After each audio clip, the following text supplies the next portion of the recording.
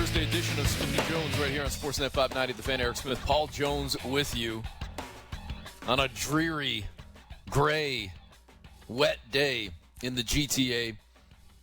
But bright and sunny today on Smith and Jones because we've got Jonesy back for the first time in a couple of days. He joined us on Monday, and then he took the double dip on Tuesday, Wednesday, the long haul back from BC, and he makes his glorious return to the airwaves today. And Jonesy, you come back on a day where we have, I don't know what's going on with worlds colliding with this show over the last month or so, but we seem to have a lot of all Tim shows. Today, Tim Reynolds from Associated Press and Tim Layden from NBC Sports. We had Tim Bontemps just a couple days ago, and I don't know if we're going to have a cameo from Tim McAuliffe or not, but this show does seem to love its Tims. I feel a sponsorship coming on here.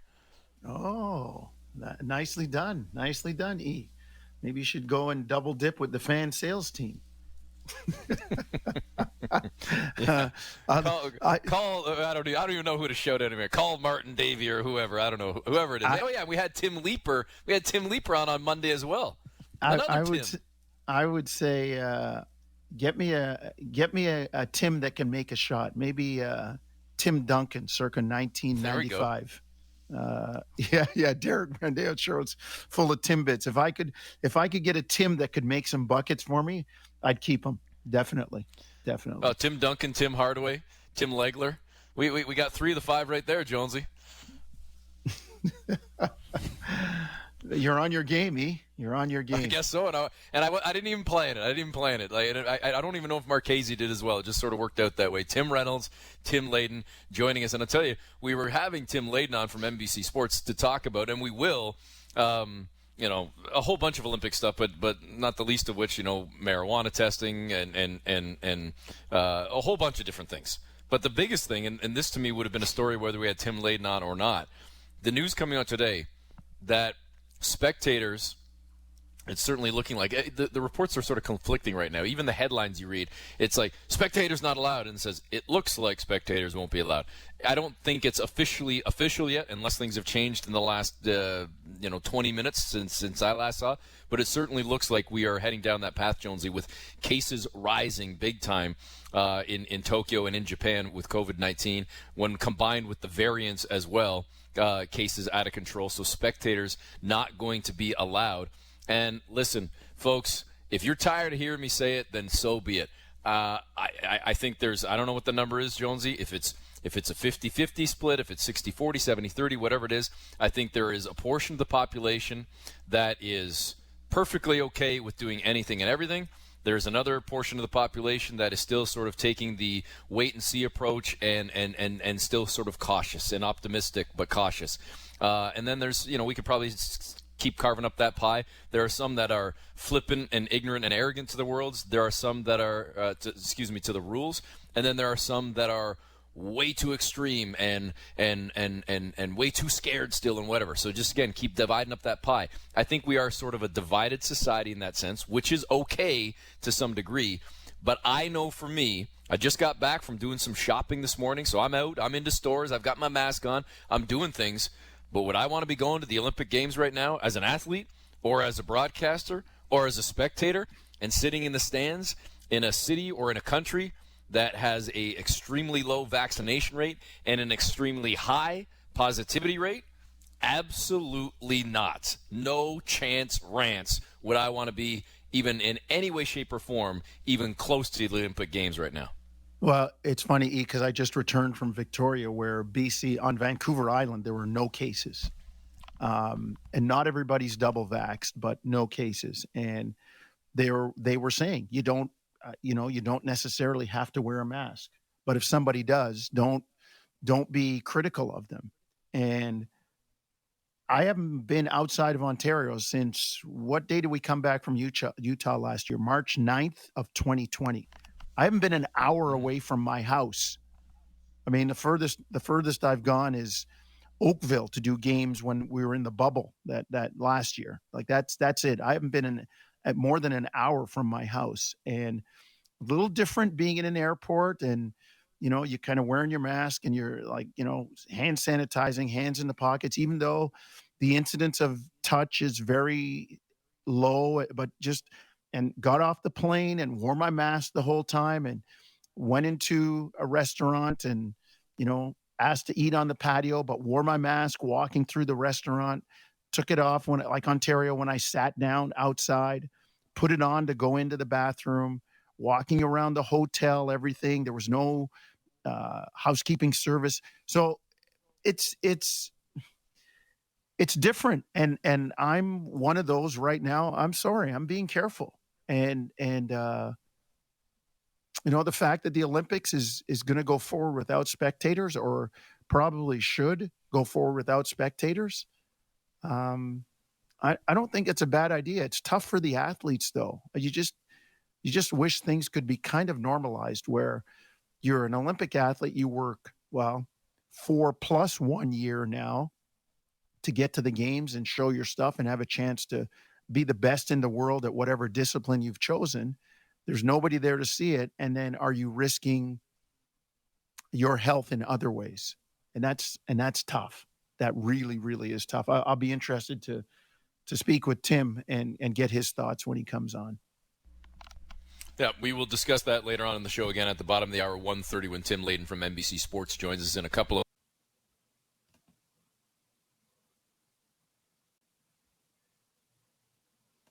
Okay, so Eric, little bit of a blip. It's all the Tim stuff that he was talking about. The gods of Tim didn't like that, and maybe gave his microphone a little jab. But we will talk with Tim Layden, and when we get a chance today, we're going to talk with Tim Reynolds from AP. And I watched the good thing about being out west, when you watch the finals, when the game ends, you can still go out for dinner. It starts at 6. It's done by 8:30 or so, 9 o'clock. You can watch the news conferences and still get out for dinner. And who would have thought that the Phoenix Suns could have had this kind of run? And Chris Paul was spectacular again. And I think people are learning a little bit more and more about Devin Booker and his kind of old-fashioned value system around basketball. What he took from his dad, Melvin Booker, was a pretty good player and had a little bit of time in the NBA. Good article by our friend Mark Spears on the Undefeated on Melvin Booker. And it's amazing to see how quickly the Suns have turned things around. They went from being hot last year in the bubble, yet missing the playoffs, to the NBA Finals. That's a huge turnaround, and we're going to have to see if it continues. I like them to win the series right now. I do. I think they play somewhat traditionally. Chris Paul in the mid-range, orchestrating things, his team, running his team, picking his spots as to where and when he looks for his scoring. And I just think Monty Williams has done a terrific job, that entire staff. There's one thing that kind of goes unnoticed for me, and it really hurts when I think of an athlete becoming injured. Dario Saric goes into the NBA Finals and plays maybe a couple minutes in the first quarter and limps off, and now we're finding out his ACL is damaged and he's not going to play for the rest of the finals. Like, that is that hurts. That's the ultimate definition of mixed emotions. I mean, if they win the championship, he can say he was part of a championship team, he helped get him there, but unfortunately for him, he never really got a chance, never really got a shot to show what he can do in the finals. And that one hurts. They may need that big guy later on, but right now, I'm not sure Phoenix gets beaten this one, and that's going to open up a whole bunch more questions around Coach Bud and what does Milwaukee do. Yep, I hear you loud and clear. I don't know where I dropped off there, Jonesy. The Gremlins hitting me on a Thursday. I'm going to blame the weather, but no, the Tims. Back and strong. It's all the Tim references. the Tim gods, the Tim bits hit you. Apparently, I guess if you're not a Tim on today's show, your microphone or your phone or your technology craps out in the middle of a sentence. Again, Tim Layden from NBC Sports coming up later on today. But on the line right now is Tim Reynolds, our friend from Associated Press down in South Florida. Tim, how you doing today? I dropped out at Timbits. I checked out of the conversation at that point. That's fair. That's fair. Well, listen, we'll try and send. National treasure. They're a national treasure. Hey, can I tell you though? Hold on a second. I know that you guys. I mean, I'm sure, especially Tim, when your travels and everything, you've seen this as well. I know that they've crept over the border into certain pockets of like Massachusetts. I know they're certainly in New York State, obviously just over the border in Buffalo, but I've seen it in New York City. A couple of years ago, though, I was making the drive down to Florida for a family vacation. We decided to do the drive and do some stops along the way, and then have the car while we were down there for a few weeks. And I'm driving along, Jones. I don't know if I ever told you this story. I'm driving through West Virginia, and pull off the road, get some gas, go into the gas station. I'm like, you know what? I could probably use a little caffeine jolt here for the next leg of the drive here. I didn't even put my head up to look. I just walked up to the counter. Said, yeah, can I just get a coffee? And the woman serving, yeah, here you go. And I looked up, Tim Hortons in West Virginia. I'm like, what the hell? And there's nobody in line, nobody drinking anything. And I looked at her, I said, Tim Hortons, wow. And she's like, you know what this is? I said, yeah, I'm Canadian. I know what Tim Hortons is. And she goes, we just opened a week ago. Nobody knows what this is. You might be our third customer because nobody wants to drink the coffee or come here because there's Starbucks and Dunkin' Donuts. Nobody knows what the holy hell Tim Hortons is. But I just found this little Timmy's in the middle of the mountains in West Virginia driving to Florida. Anyways, that's the only Tim Hortons story I got for you. But I just thought it was appropriate given all of our Tim talk right now.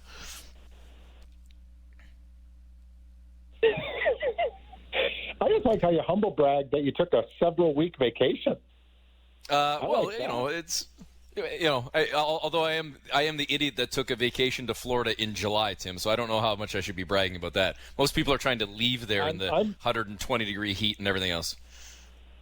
I'm the idiot who went out and bought a basketball yesterday when I came back to Vegas for USA basketball camp, and went out and got some shots up in 123-degree heat, and I think I died. I think I'm still laying out there. It's not good. This is not smart to be outside in this weather. No. Yeah, well, listen, you could take the Toronto weather right now, which was, and again, I'm talking Celsius here, Tim. I know you're like you're an honorary Canadian, so you can do the conversion. But 2 days ago, with the humidity and the humidex and everything else, it was 42 degrees Celsius. So it was Vegas-like here. And today, I think, Jonesy, it's about 16 Celsius. So we're talking. I might need a hat if I go outside. Jonesy's going to be putting the toque on if he goes outside today. So it's just bizarre world. Bizarre world. All right, Tim, enough of the Timbits and the weather and everything else. Game 2 of the finals tonight. Do we take Game 1 as a barometer or a gauge of what to expect tonight, let alone the rest of the series, or was that a one-off? Because I was impressed with the Suns, but unimpressed with what I saw from Milwaukee. I think every flag right now for Milwaukee is red. They made 16 threes. Giannis played. I think Giannis played admirably. I think Giannis played well. Phoenix didn't shoot the three well. Devin was 1 for 8 from deep, and they still lost by double digits. Like, all of the things that you would think would have meant the Bucks have a chance happened. And yes, it was close in the fourth for a minute there, but Phoenix was never not in control of that game, I felt. I think the Bucks, I hope they looked very critically at Game 1 at the film. If they come out and do the same things tonight, drop coverages, switch everything, blah, blah, blah, they're going to get run out of the building. A lot of things went their way, and they didn't win. Yes, you can point to Drew Holiday didn't have a good offensive game. Yes, Chris Paul, can he be that good again? Sure, you can say all that, but that sounds like hope. I think the Bucks have to do something different, and I don't want to make Brook Lopez like the fall guy here. He did score 17 points or 19 points or whatever he had in Game 1. He played well.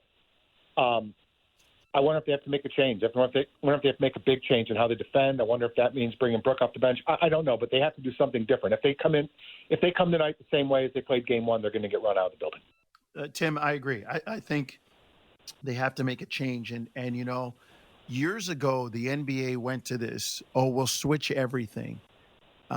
and it's become the lazy man's defense. And a guy like Chris Paul is going to take you apart. Like, we don't have, I mean, there are like, you could take off fingers and toes the number of different ways to cover screen and roll.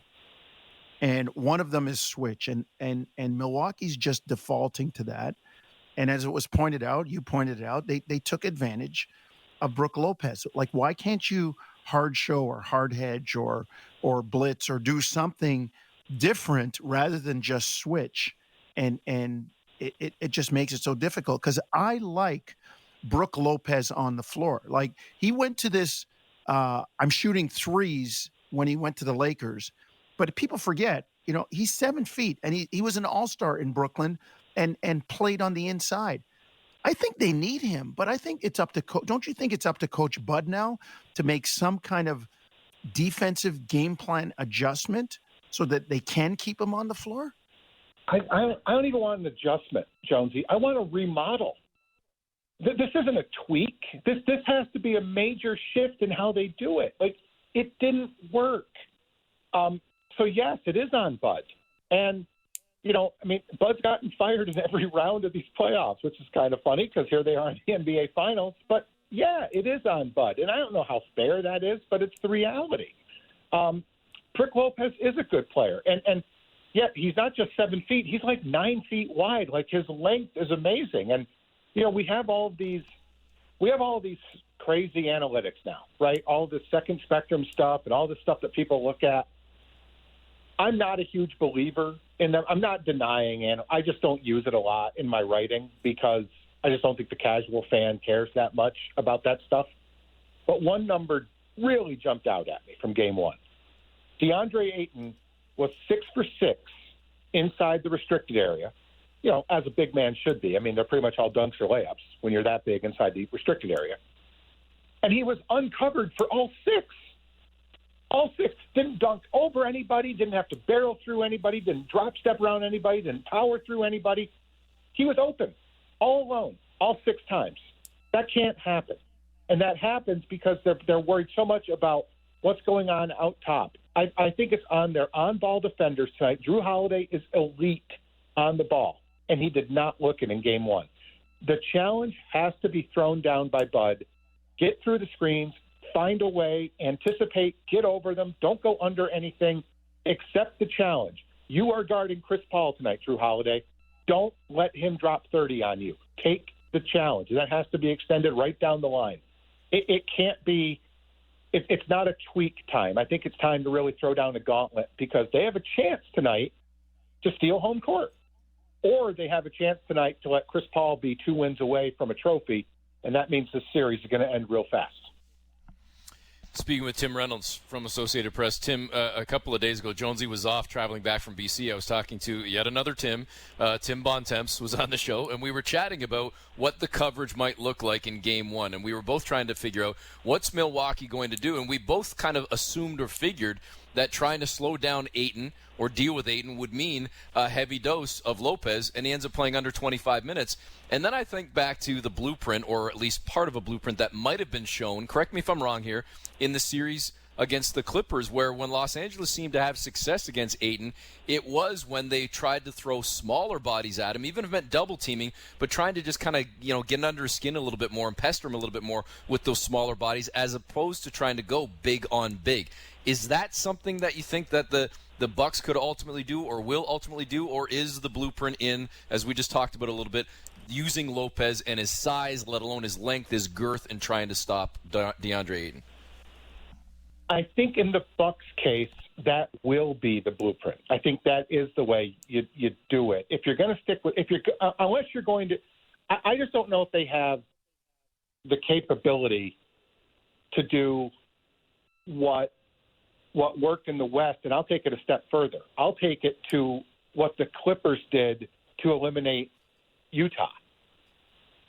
Was it Utah? Who knocked Utah out? I can't remember.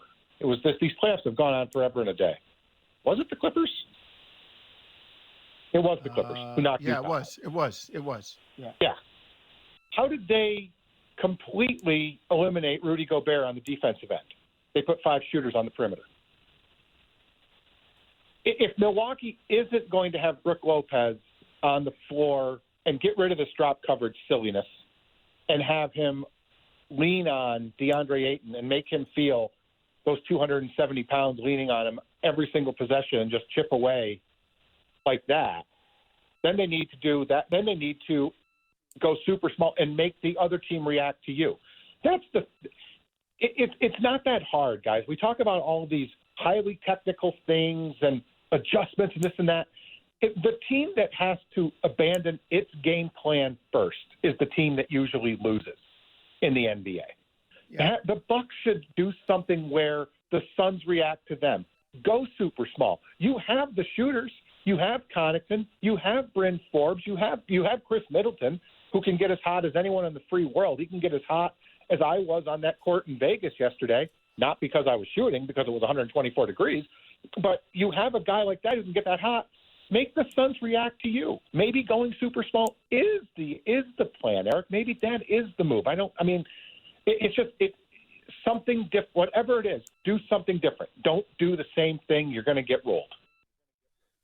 Tim, you are out in Vegas, and I eventually want to get to that and talk about Team USA. But what do you make of the Giannis, how he played? You said you thought he played admirably.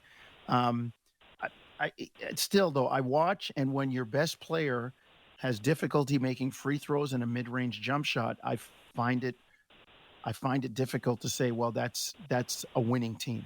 As great as he is, because he is a great player, but he still has some limitations, and I think they're showing up now, don't you, at this critical time? I think they're showing up.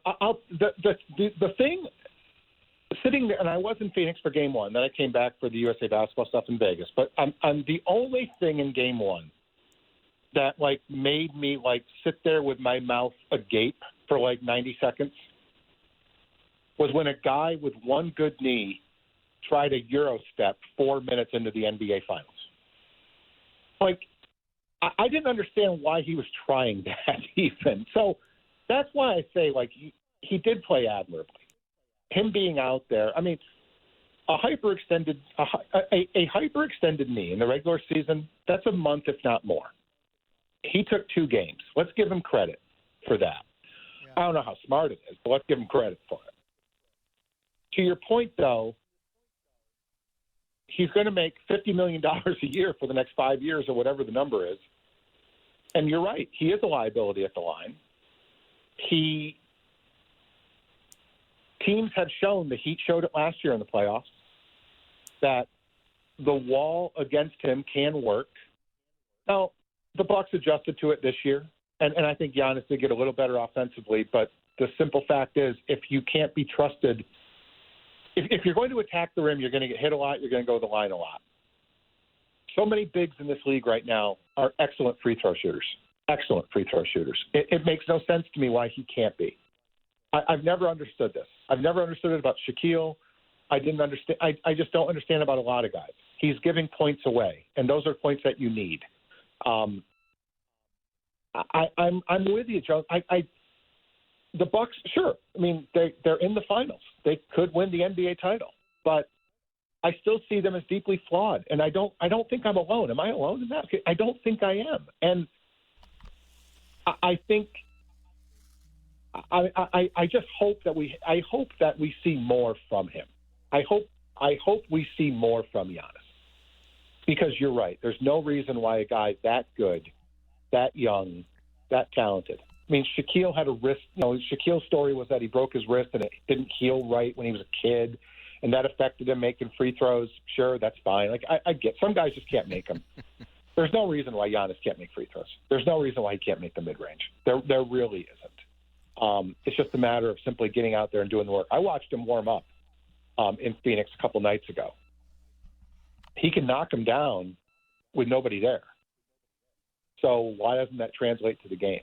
I've never understood that. So I think you're onto something, and it's clear as day that a two-time MVP with the biggest contract I think in NBA history, or one of them, obviously. It's just weird that he can't knock him down.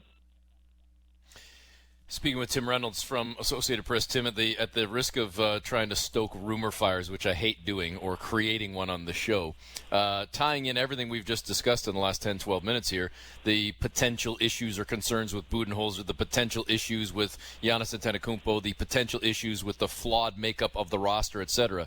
If they don't win the championship, what does the offseason look like for the Milwaukee Bucks? Or maybe the better question is, what do the Bucks look like going into next season in terms of, I don't imagine you're trading Giannis, but are you blowing up the roster? Are you tweaking the roster? Is the coach going? Like, how are you moving this thing forward? Because there's not a lot of flexibility with the money that they've got committed to not just Giannis, but Drew Holiday and what they gave up to get him, let alone are you making the coaching change? There's a lot going on there with this Bucks team that's trying to hold on to this window in time that they seemingly have, but have not yet been able to take advantage of. Well, don't just forget the money. They're mortgaged up to their eyeballs now in draft picks, too. So, right. I mean, they've really gone all in on, the moves they made were expensive. I mean, this is it. Now, yes, you can always make trades, and no contract is untradeable. But they're not going to trade Giannis. They're not going to trade Chris. I don't think they're going to trade Drew. So they're going to. This is going to look like it. Also, let's not forget this element, guys. The finals are going to end July 17th, 20th, 22nd. Yep. The finals are going to end 2 months before training camp. There's not a lot of time to come up with a new plan. I think the Bucks that you see, it won't be the same roster. I mean, everything changes, obviously, but it's going to largely be the same roster. And the telltale sign to me on the coaching future there is when, like in one afternoon, Rick Carlisle became coach of the Indiana Pacers. Like, to me, and I think to a lot of people, that was the obvious move for Milwaukee. If you're going to make a change, go get Rick Carlisle, and he became available. When Rick Carlisle went back to Indiana, that told me that Milwaukee's not going to make a move. And I would expect that they won't. It's going to be very difficult for them. They made the finals. They won in Brooklyn in Game 7. Give them credit. Yes, the Nets were banged up, but they won a Game 7 on the road. They got to the finals. And if they lose this series, they're going to be able to point to our best player was hurt. It's going to be really tough for them to justify a blow-up at that point, I think. Tim, we appreciate the time, as always. We didn't get to any USA basketball talk, so we got to get you back next week or something, because there's certainly a lot to talk about. And our next guest, another Tim Layden, we're going to dive into the Olympics and the mess that seems to be the Olympic Games, at least as far as spectators and COVID and everything else. So lots to talk about, certainly, in the days and weeks to come. We always appreciate your time. I am so psyched to be going to Tokyo, guys. My fingers were crossed on that. I'll talk to you guys soon. All right, Tim. Be safe. There is Tim Reynolds from Associated Press. Man, oh man. What are we talking about off the top? I would want no part of going there right now, Jonesy. No part of it. I've done the Olympics. Hey. I've done the Olympics. It's a lot of fun. It's just great to be in that atmosphere. I was there in '92 when the Dream Team was in Barcelona, and it was terrific. But I'm not so sure I want to do this right now. Just me. Me. Mm-hmm. No, I hear you. I hear you. Well, do the athletes, do other writers and broadcasters and volunteers and staff and everybody else, do they want to be there? Should they be there? We will discuss a lot of things Olympic-related with Tim Layden from NBC Sports when we continue on Smith & Jones on Sportsnet 590 The Fan.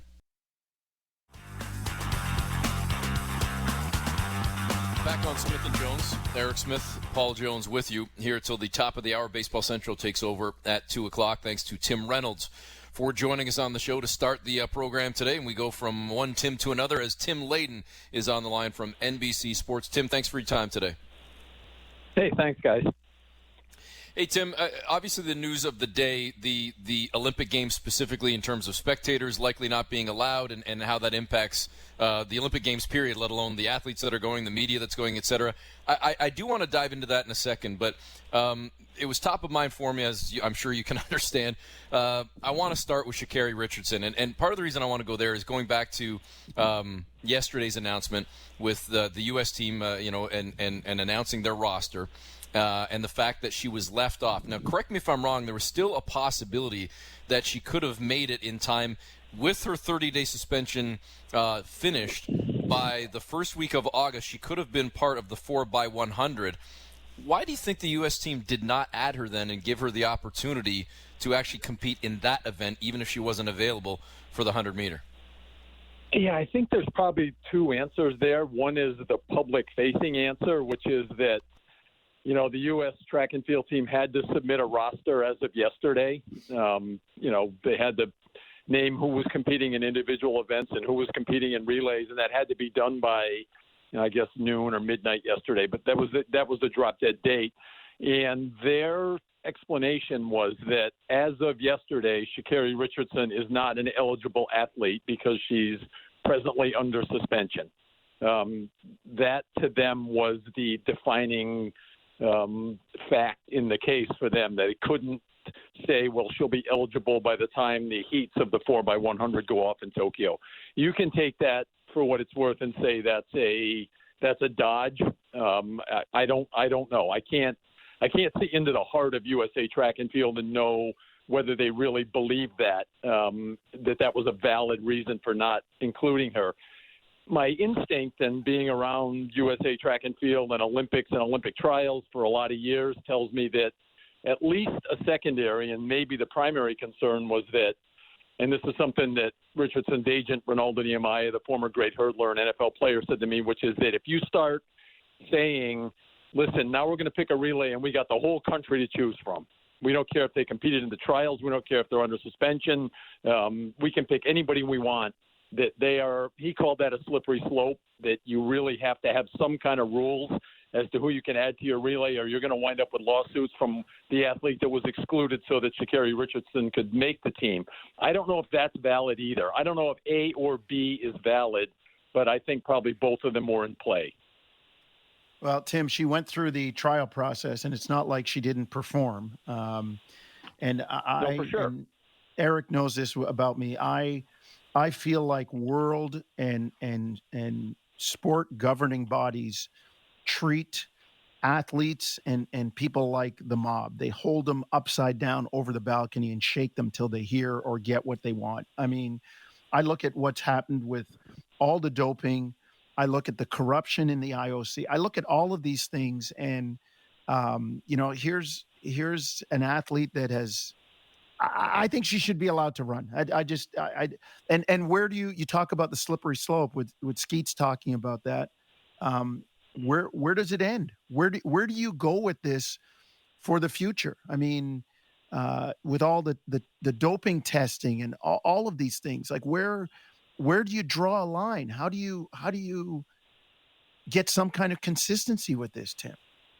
Well, that is such a bailiwick that I don't have an answer for that. I agree with you that Sha'Carri Richardson, number one, incredibly exciting, dynamic athlete, exactly the kind of athlete that can elevate the sport of track and field by making people who don't normally watch track and field sit up on their couch and watch. I completely agree with all of that. And the situation that unfolded here, I mean, you can take the really hardline stance that she knew that weed was banned and she smoked, and she knew she was going to probably be in trouble because of how long weed stays in your system. She knew all that, and she took the hit for that publicly. But I agree with you. Russia's competing. There are certainly going to be doped athletes that are competing, especially coming off a pandemic year when out-of-competition testing was very lax. I can't possibly, nobody with any common sense or any knowledge of international sports can disagree with any of that. Common sense says she should be there. At the same time, I understand the hardline view on this, and she got caught in that, and it just stinks. It's just awful. And maybe the best that comes of it is a little clarity on the marijuana situation internationally, which is get it off the banned list or keep it on the banned list, but make it a wrist slap where they say, bad athlete, you smoked weed, but that's okay. That's not a ban. It's just a public warning, sort of like in a lot of the U.S. pro sports now. That doesn't do Sha'Carri Richardson any good, and I realize that. And I guess for her, I hope she's 21.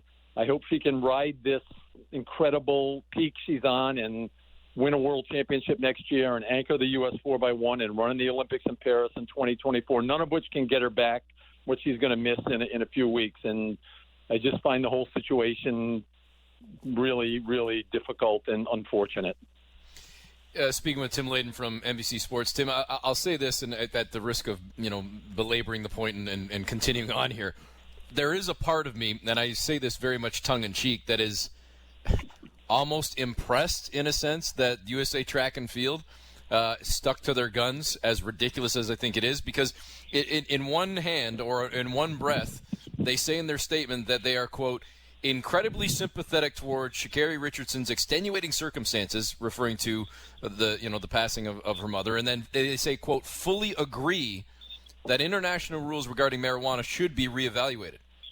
But then they do nothing about it. They kind of say, yes, it's brutal. Yes, it's terrible. Yes, there were extenuating circumstances. We feel very terrible about this.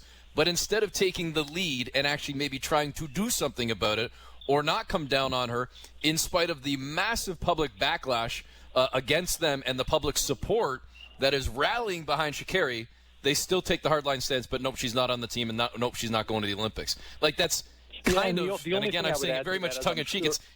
Yeah, go ahead. Sorry, go ahead. No, I agree, and I also think there would be another shoe to drop here if USA Track and Field took the courageous stance and said, this is a dumb rule, we're going to put her on the team. And then what does WADA do? What does the International Olympic Committee do? I don't know. I don't know the answer to those, and I'd love to have seen what would have happened if they put her on the team. I would love to have seen what happened if they put her on the team in the 100. But I would love to have seen that play out. But I also understand the other side of it, and I wish I could just be here and say this is exactly what should have happened. But I see issues on all sides of it, and I'm just bummed that I don't get to see her run against Shelly-Ann Fraser-Price and in Tokyo, and maybe get down into the 10.5s and just. It would just have been an incredible moment. 21-year-old against a 35-year-old. It's just, I'm just super disappointed that it's not happening, and I feel really bad for Sha'Carri, and I hope she has a 15-year career after this. Tim, it sounds like not many other people will be able to watch, too, with what's going on in Tokyo right now. That's going to have an impact on performance on the athletes, but how do people feel going over there? Athletes, reporters, heads of delegation. Like, what your thoughts on, people being present in Tokyo at these games? Athletes are probably disappointed, but athletes are athletes. They're going to go do what they do, and I think that we all know that athletes at that level have an incredible ability to focus, to perform, to stick to routines that they've established in their life and in their career. I'm wondering how it's going to look. Honestly, I was talking with a colleague this morning and saying, I think, last year we got used to seeing NBA in a bubble. We got used to seeing NHL in a bubble, Major League Baseball sort of in a bubble, NFL, in kind of a bubble, or, one quarter full stadiums. But I think, correct me if I'm wrong, but I think that individual Olympic sports are different. I'm just picturing when Simone Biles launches on her tumbling run and goes 20 feet into the air and lands on that mat to silence. I think it's going to be weird, and there's no way it's going to be an equal experience to what it would have been otherwise. And how people are going to connect with that at home watching on TV, because now it's a TV show. I don't know. I mean, supposedly Japanese fans were going to be allowed in, but told not to cheer, which would that have been even stranger than no fans? I don't know. It's weird. And I think in a lot of North America and some countries, we thought we were kind of past this with the pandemic, but in Japan, we're clearly not, although Japanese sports are playing with fans in the seats outside the Olympics. So it's just going to be strange, and there's no way you can make the argument that it's not going to be diminished. But the athletes are going to do what athletes do, and I think that they're going to be telling stories about this for years. Speaking with Tim Layden from NBC Sports, Tim, not to make you an immunologist here. We all just have an opinion of COVID and what we've all dealt with in the last 18 months. I said this off the top of the show to Jonesy. You can slice that pie up in so many different ways in terms of those that are believers, those that are non-believers, vaxxers, anti-vaxxers, whether the pandemic's basically over and I'm ready to go back to life, or it's not over and I'm still scared and I don't want to leave my house. There's so many different opinions out there right now, and you just touched on it a little bit. In Canada right now, we are still very strict with travel, with the border, with sporting events, with a ton of things compared to a lot of folks stateside where you are. With all that said, the numbers speak for themselves, it seems, in terms of rising cases of COVID, rising cases of the variants. Very few people, when compared to North America, vaccinated in Tokyo. So I'll just simply ask, should the Olympic Games even be going on? I'm going to be careful because I'm an NBC employee, but I certainly think that if someone, I'll put it this way, if someone said to me there shouldn't be an Olympics, I'm not going to jump up and get in their face and say, no, you're wrong, there should be an Olympics. I think the argument that there shouldn't be an Olympics is very defensible, and I had that discussion with colleagues in the sports journalism world for the last 6 months, and often that conversation was, is this really going to happen? I mean, this isn't going to happen, right? But it's going to happen. And you're totally correct about the vaccination numbers in Japan. Japan did a great job from what I've read, because I'm not an immunologist or an epidemiologist, but they did a great job containing COVID within their culture, but they did not do a great job securing and dispensing vaccines. Therefore, they have a population that has had minimal exposure and is very vulnerable. I think there's a genuine fear and a legitimate fear that any kind of normal Olympics is probably going to cost people lives in Japan. And, you're probably having an NFL or a college football season in America last fall cost people lives. And I don't know how you put a price on that. So I realize I'm kind of ducking your question, but I'll just say that I'm surprised there's an Olympics happening. I'm just surprised. And if they didn't happen, I would have shrugged my shoulders and kind of said, well, I'm not surprised. So I guess that's kind of half an answer. Tim, the IOC has also been quite strict on, we don't want any protests at our Olympics. You can't come out, the way I interpret it, with any kind of statement for the LGBTQ plus community, Black Lives Matter. They don't want that kind of stuff. And I'm just wondering how healthy that is, because, people say, well, politics shouldn't be in sport. Well, all you have to do is look at the Olympics. And in my lifetime, I can go back, as far as 1976 and connect every Olympics to something that is going on politically in the world. Do you think that's wise for them to do that, or are they just kind of showing their hard line on things, the IOC?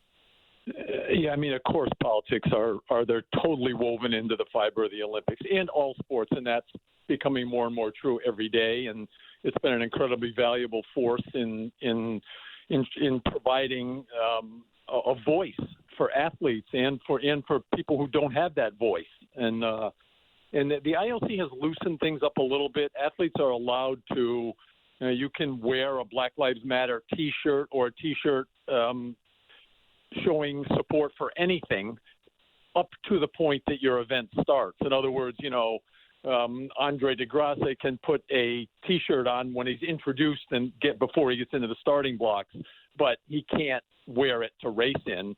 And the real big sticking point here is they're at this point forbidden from protesting on the medal stand, which, that's exactly where you would want to protest. That's when you have the most eyeballs. That's the most important moment in the Olympics. So if you're an athlete with passion and a cause that you want the world to know about, and you are good enough to win a medal, that's where you want to make it known. And that's where they put their foot down. But my thinking is they can't enforce that. I mean, once any athlete wins a medal and walks up onto that stand, there's nothing the International Olympic Committee can do to prevent them from protesting in any way they want to.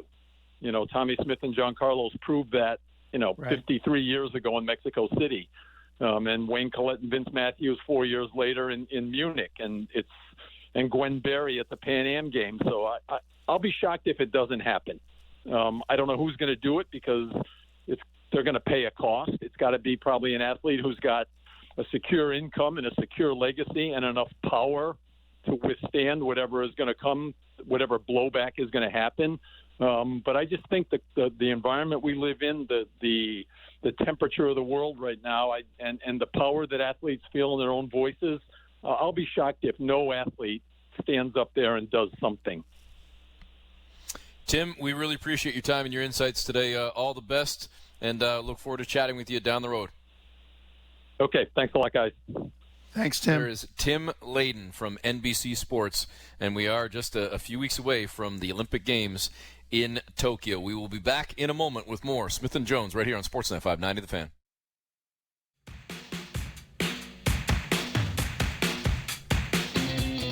Just a couple of moments left here before we turn it over to Baseball Central. Writer's Block, Tim and Friends, Toronto Blue Jays.